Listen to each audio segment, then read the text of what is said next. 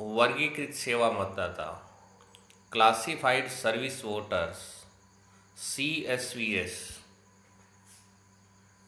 आज इस वीडियो में क्लासिफाइड सर्विस वोटर के संबंध में हम चर्चा करेंगे। सबसे पहले बात करते हैं सेवा मतदाता कौन होते हैं।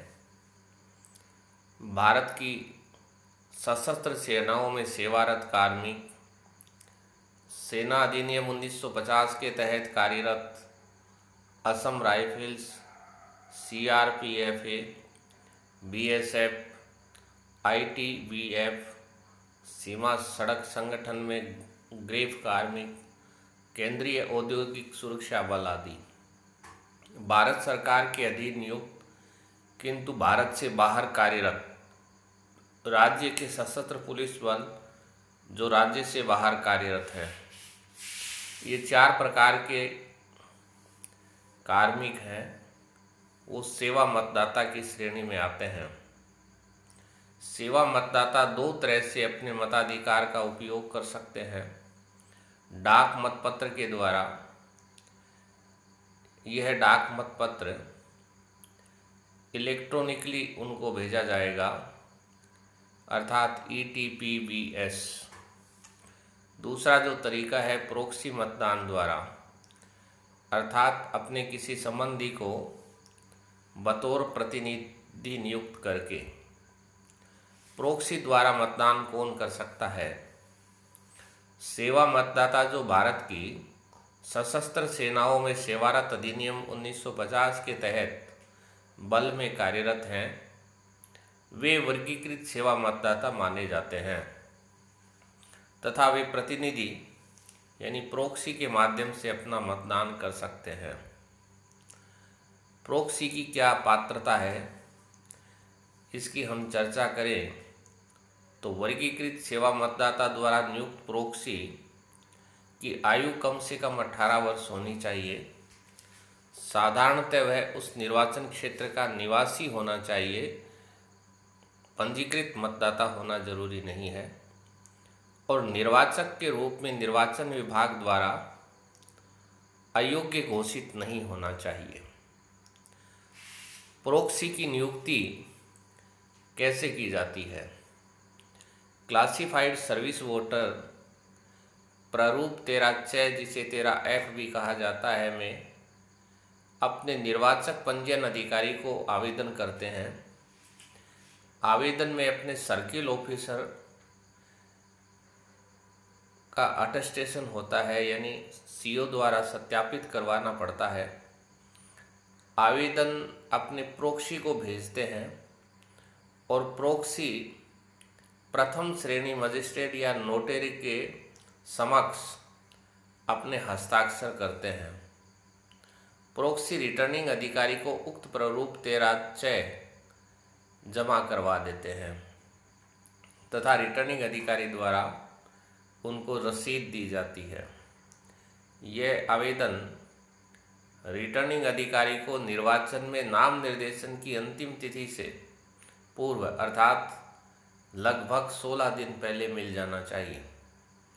रिटर्निंग अधिकारी द्वारा अनुबंध 28(ग) में एक सूची तैयार की जाती है। इस प्रकार जितने भी आवेदन आते हैं उन सब की। इसके पश्चात मतदान केंद्रवार अनुबंध 28(घ) में उप सूचियाँ तैयार की जाती है और ये उप सूचियाँ ही मूल मतदाता सूची के अंत में जोड़ी जाती है, जिन्हें वर्गीकृत मतदाता सूची कहा जाता है। एक बार प्रोक्सी नियुक्त किए जाने के बाद वह स्थायी रहता है। केवल प्रोक्सी की मृत्यु होने की स्थिति में अथवा क्लासिफाइड सर्विस वोटर द्वारा उसकी नियुक्ति का प्रतिसंहरण करने पर ही प्रोक्सी हटता है। प्रतिसंहरण या नियुक्ति के नई नियुक्ति के लिए प्रारूप 13(6) में आवेदन करना होगा। मतदान दिवस को प्रोक्सी मतदान केंद्र पर वर्गीकृत सेवा मतदाता का मत देने के लिए अधिकृत हो जाता है। प्रोक्सी प्रारूप 13(6) की प्रति रिटर्निंग अधिकारी द्वारा दी गई उसे रसीद तथा अपना कोई पहचान पत्र ले जाकर मतदान केंद्र पर मतदान कर सकता है। प्रॉक्सी द्वारा मत देने पर उसके बाएं हाथ की मध्यमा पर अमिट शाही का निशान लगाया जाएगा। उसके द्वारा ईवीएम से वोट दिया जाएगा। मतदाता रजिस्टर में उसकी प्रविष्टि की जाएगी। मतदाता रजिस्टर में उसके हस्ताक्षर होंगे। मतदाता रजिस्टर में विशेष विवरण के कॉलम में CSV अंकित किया जाएगा। उसे मत की गोपनीयता बनाए रखनी होगी। आगे की स्लाइड में CSV वोटर लिस्ट और प्रारूप 13(6) बताया गया है। मित्रों, ये अनुबंध 28(ग) है। रिटर्निंग ऑफिसर के पास जितने क्लासिफाइड सर्विस वोटर के यहाँ से आवेदन आएंगे उन्हें इस अनुबंध 28(ग) में सूचीबद्ध किया जाएगा। इसमें 11 कॉलम है। क्रम संख्या, वर्गीकृत सेवा मतदाता का नाम,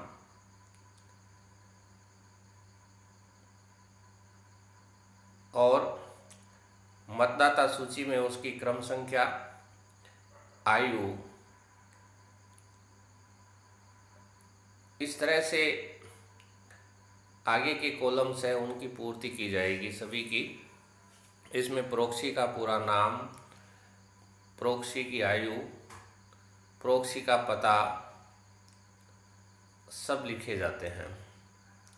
इसके पश्चात इसी अनुबंध 18(ग) में से मतदान केंद्रवार नामों को छांट लिया जाता है तथा अनुबंध 28(ग) में अलग अलग सूचियां तैयार की जाती है और वे सूचियां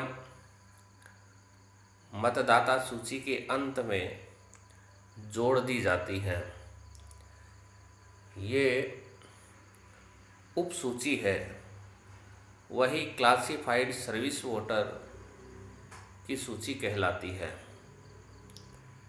इसके पश्चात आप देखिए ये 13(6) फॉर्म है। इसमें मतदाता क्लासिफाइड सर्विस वोटर है, अपनी पूरी जानकारी देता है, किसे नियुक्त कर रहा है उसे भी इसमें लिखा जाता है, उसकी पूरी डिटेल। तो ये क्लासिफाइड सर्विस वोटर के संबंध में कुछ जानकारी थी। फिर किसी नए विषय के साथ मिलेंगे। धन्यवाद।